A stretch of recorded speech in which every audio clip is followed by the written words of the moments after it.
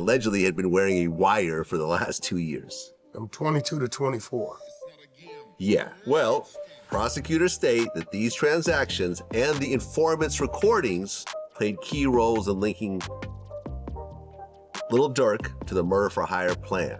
There's a guy named OTF Jam. Whack 100 wasn't lying. Jam from OTF really did snitch on Lil Durk. And now the consequences have turned deadly. Reports claim Jam was just killed, and it might have been a direct result of his betrayal, but that's not even the craziest part. This could completely change the course of Lil Durk's legal situation. Let's take it back to the beginning and unpack everything from loyalty to dry snitching. Picture this: a man who served a full 12-year sentence without saying a word. He came home to his day one crew, was shown love, respect, and even financial support, only to allegedly turn around and become a live wire for the feds. That's not just disloyal, that's the kind of move that gets entire bloodlines marked in certain neighborhoods. Before we get into how Jam, real name Casey Hester, became one of the most hated figures in Chicago's drill scene, we need to understand the environment that created this kind of betrayal. This is a world where your word is everything, where keeping it solid is law, and the worst thing you can be labeled is a snitch. Back in 2010, while most people were just trying to get their first car or land a steady job, Jam was already deep in the game. He caught an attempted murder charge and got hit with 12 years in prison. In the streets, that kind of time quickly separates the real from the fake. A lot of people would have started singing like it was an audition for The Voice just to shave off that sentence. But here's where it gets deeper. While Jam was behind bars doing serious time in the Illinois correctional system, a young and hungry rapper named Lil Durk was building what would later become one of the most infamous crews in drill music, Only the Family, or OTF. Durk founded the group around the same time Jam caught his charge. What started as a few guys from the neighborhood making music together grew into something way more layered. This wasn't just a rap crew or a music label. Prosecutors would later describe it as a hybrid organization. On the surface, a legit business, but underneath a crew with deep street ties. The connection between OTF and the Black Disciples was no secret. These weren't suburban kids trying to act tough for social media. These were real street soldiers, some of whom had been active since they were kids. Their drill music wasn't just entertainment. It was raw, real, and often a direct reflection of the violence around them. Real beef, real losses, real consequences. While Jam was locked up, something both powerful and dangerous was growing on the outside. Durk was blowing up, drill music was catching fire across the globe, and OTF was right in the middle of it. The lyrics weren't just bars, they were basically confessions layered over 808s and hi-hats. When Jam got out in February 2022, everything had changed. The kid who started OTF while Jam was getting sentenced was now one of the biggest names in rap. Durk had made it mainstream without losing his street cred, a nearly impossible balance. But with success comes a heavy price. The same street energy that made Durk famous never really left. After King Von was killed in November 2020, the crew was devastated. In their world, losses like that demand retaliation. In their code, some debts are only paid in blood. That's where Jam re-enters the picture, and it's also where things take a turn toward one of the most explosive federal cases in recent hip-hop history. When Jam came home, he wasn't just another ex-con trying to start fresh. He was embraced, financially supported, and welcomed into the inner circle by Durk himself. Jam get out that jam and give him 50, he ain't gotta ask again, bro. Like, you know what I'm saying? He ain't gotta ask, bro. He said he gave you 50, bro. You know what I'm saying? Can you tell us how much he gave you, or you don't want to even know? No, I ain't gotta get into all that, but bro made sure he made a way for me to be straight, like you saying, gotta ask again, you know, like shit. Free a car. Durk allegedly blessed Jam with over $50,000, got him a crib, a car, and even paid for his legal fees. For someone who just did more than a decade in prison, that kind of love must have felt like hitting the lottery. This wasn't just helping out a homie, this was an investment in loyalty. It showed the kind of brotherhood OTF was supposed to stand for. But allegedly, something else was going on that no one in the inner circle could have imagined. According to federal investigators, Jam had been wearing a wire for years, recording conversations and collecting evidence like he was working on a documentary. If that turns out to be true, then every talk, every moment of trust, every show of love was being fed straight to the feds who were quietly building a RICO case. This kind of betrayal runs deeper than just one man flipping. We're talking about someone brought into the tightest parts of the crew, trusted with private details, treated like blood, allegedly using all that to help build a federal case that would eventually lead to Lil Durk getting tied to murder-for-hire charges. On October 24th, 2024. Very ironic name. Jam Now got he him put in a everyone jam. in a jam. Did 12 years, 12 Got years. out, interviewed, said he kept it real, brought him cars, gave him 50,000. Right. This.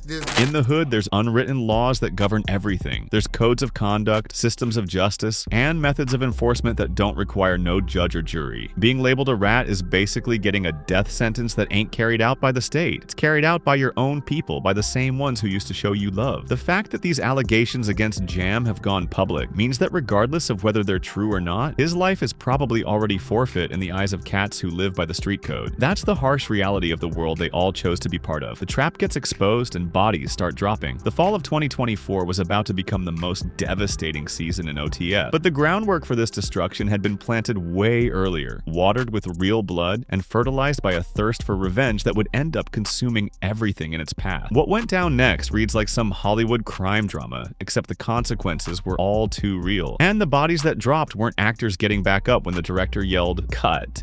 To really understand the magnitude of what allegedly went down, we need to break down the events that led to the August 2022 shooting in LA that took out Sava Lulpab Robinson, who was Quando Rondo's cousin. This wasn't no random street violence or some robbery gone sideways. According to the feds, this was a carefully orchestrated hit that went completely wrong, taking out an innocent person while the intended target walked away breathing. The motivation for this alleged plot traces back to November 2020, when King Von got killed in Atlanta during a confrontation with Quando Rondo's people. Von wasn't just another rapper to the OTF family, he was blood. He was a brother. He was the type of loyal soldier that every crew needs. His death created a debt that in their world could only be settled with somebody else's life. This is a hereditary reward that's gonna go on forever.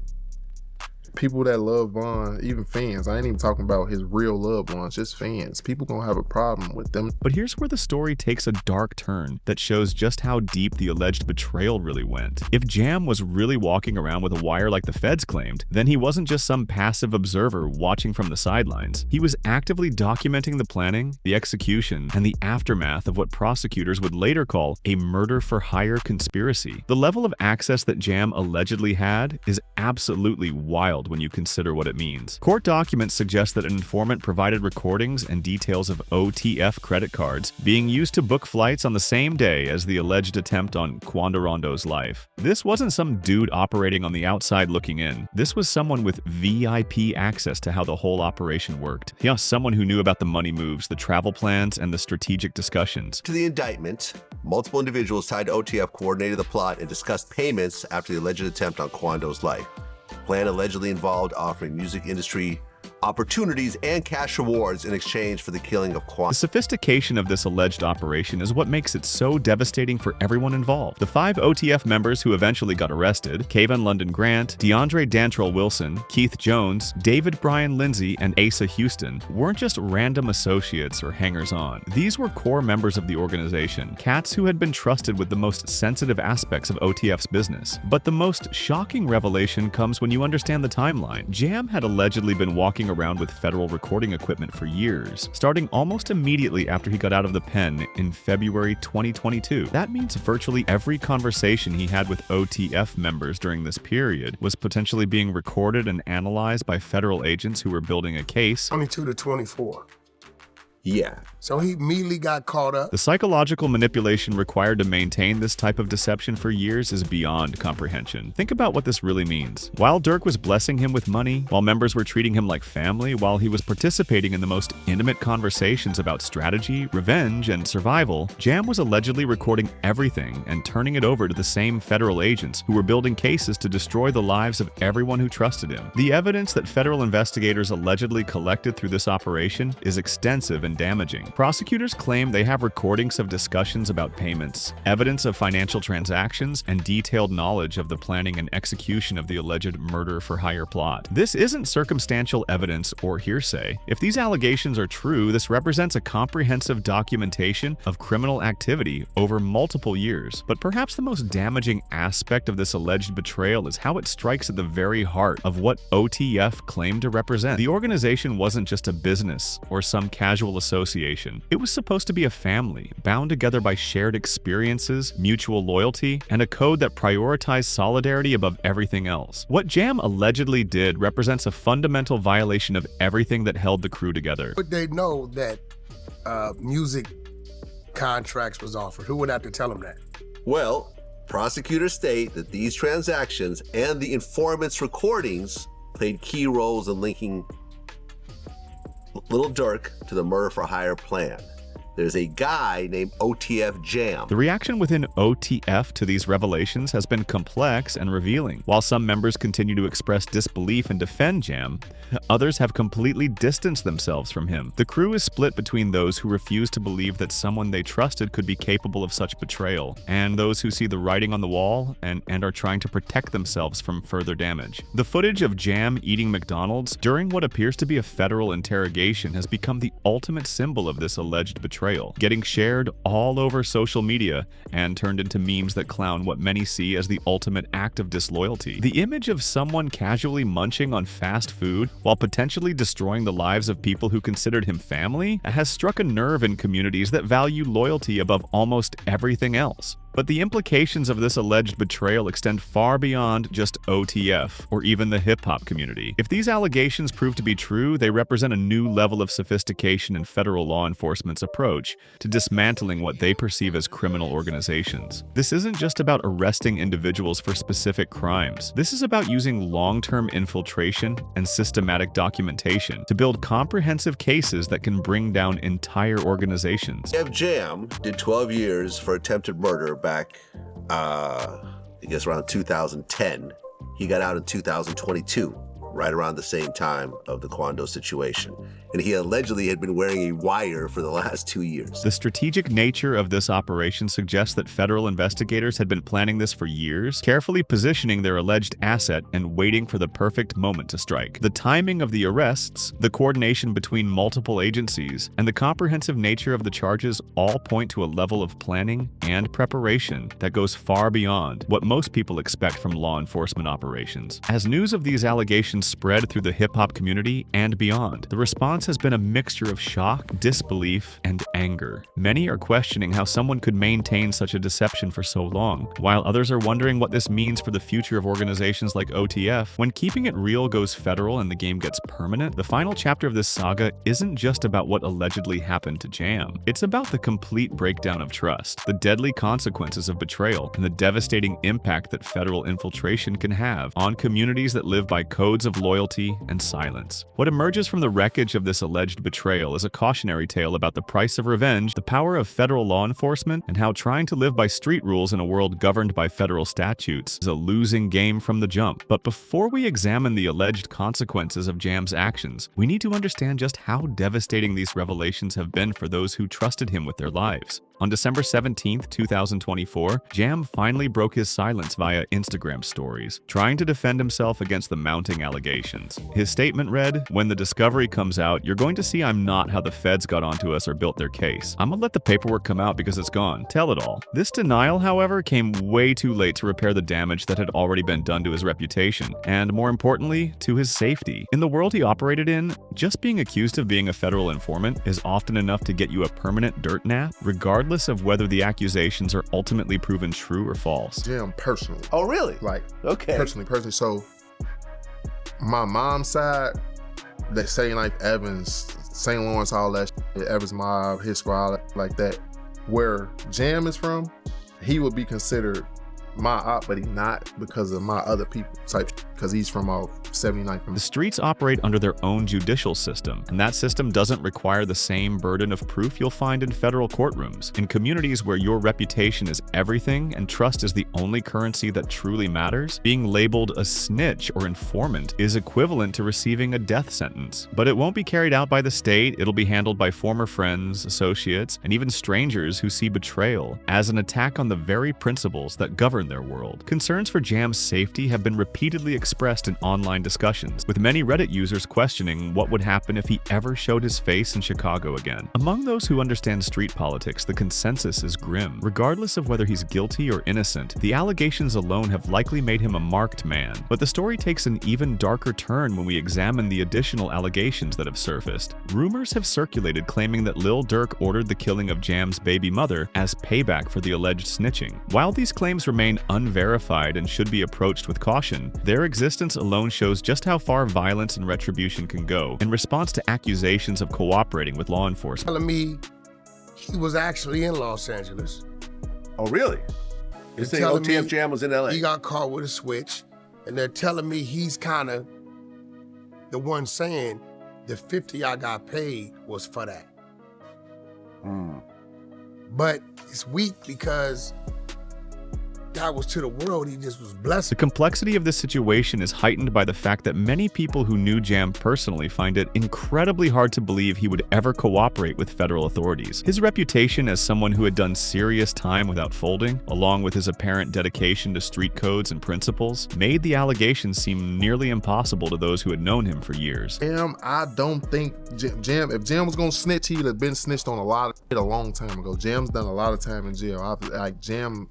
This disbelief, however, may have been exactly what made Jam such an effective alleged informant. Federal law enforcement agencies have become increasingly sophisticated in their methods of infiltrating criminal organizations, often targeting individuals who seem the least likely to cooperate precisely because their reputation for loyalty places them above suspicion. The broader implications of this case go far beyond Jam or even the hip-hop community. The use of long-term informants, advanced surveillance techniques, and detailed financial tracking signals, a new level of federal law enforcement capability, one that can penetrate even the most closed-off and loyal organizations. Give your statement and you agree to cooperate, you're getting on that goddamn stand and you're saying exactly what you wrote down, or else you're gonna do life in prison. The psychological toll of living under such circumstances, knowing that anyone around you could potentially be recording your conversations and documenting your activities, is something that most people can't even fathom. The paranoia, the constant vigilance, and the erosion of trust that results from such operations can destroy communities and relationships in ways that extend far beyond the immediate targets of investigation. Now, regarding the title's reference to Jam being smoked on camera, it's crucial to address this directly and factually. Despite viral rumors in November 2024 claiming that Jam had been killed, these reports have been thoroughly debunked. The video that went viral showing what appeared to be a fatal shooting actually showed the death of CJ, a 16-year-old drill rapper from New York who was killed on October 24th, 2024. As of May 23rd, 2025, there are no credible reports or evidence suggesting that Jam has been killed, and thus no death investigation is underway. The spread of these false rumors demonstrates how quickly misinformation can spread in the digital age, particularly when it involves